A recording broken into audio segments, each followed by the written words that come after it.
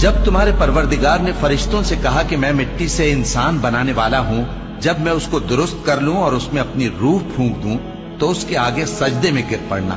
سو تمام فرشتوں نے سجدہ کیا مگر ابلیس کہ وہ اکڑ بیٹھا اور کافروں میں ہو گیا۔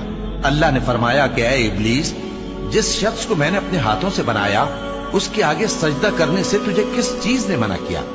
کیا تو غرور میں آ گیا یا اونچے درجے والوں میں تھا؟ بولا کہ میں اس سے بہتر ہوں کہ تو نے مجھ کو آگ سے پیدا کیا اور اسے مٹی سے بنایا۔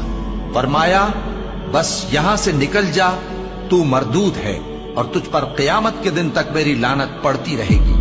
کہنے لگا کہ میرے پروردگار، اچھا تو مجھے اس روز تک کہ لوگ اٹھائے جائیں مہلت دے۔ فرمایا کہ تجھ کو مہلت دی جاتی ہے اس روز تک جس کا وقت مقرر ہے۔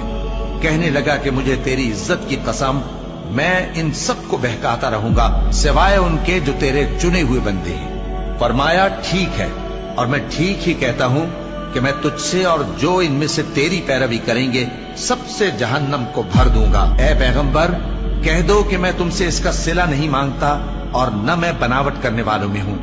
یہ قرآن تو اہل عالم کے لیے نصیحت ہے اور تم کو اس کا حال کچھ وقت کے بعد معلوم ہو جائے۔